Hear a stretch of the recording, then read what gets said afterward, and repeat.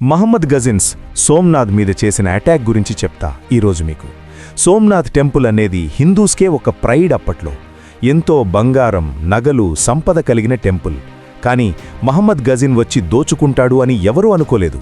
ఈ వీడియోలో అటాక్ ఎలా జరిగింది, ఫ్యామిలీస్ ఎలా బ్రేక్ అయ్యాయి అని చెప్తా. ఈ వీడియో సోమ్నాథ్లో ఏం జరిగిందో తెలియని వాళ్ల కోసం.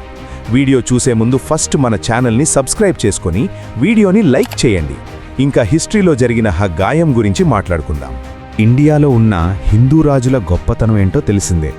చాళుక్యాసు, గుర్జరాసు. ఇప్పుడు మనకి తిరుపతి ఎలాగో అప్పట్లో సోమనాథ్ టెంపుల్ హిందూస్కే అలా. బంగారంతో చేయబడ్డ డోర్సు, డైమండ్తో చేయబడ్డ శివలింగం, లక్షల్లో భక్తులు వచ్చేవారు.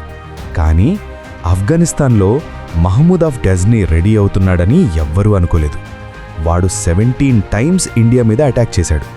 అటాక్ చేసిన ప్రతిసారి టెంపుల్స్ మీద కూడా అటాక్ చేసేవాడు. టెంపుల్స్లో దొంగతనాలు చేసేవాడు. హిందూస్లో ఉన్న నమ్మకాన్ని చంపేయాలి అని ఉండేది వాడికి. 30,000 మంది బలమైన ఆర్మీని రెడీ చేసుకున్నాడు. మహమూద్ ఆర్మీ సోమ్నాథ్ రీచ్ అయింది. అది 1025 ఇయర్ చలికాలం. ఒక్కసారిగా టెంపుల్ గేట్స్ కూలిపోయాయి. బేవచ్చమైన యుద్ధం మొదలైంది. 50,000 పైగా హిందూస్ని చంపేశాడు. శివలింగంని ధ్వంసం చేశాడు. 2 టన్నుల బంగారాన్ని దొంగలించారు. విమెన్స్ని కట్టేసి మార్కెట్లో అమ్మేసేవారు. ఎలాగ ఒకటా రెండా ఎన్ని దారుణాలు చేశాడు. హిందూస్ గర్వం మొత్తం మట్టిలో కలిసిపోయింది.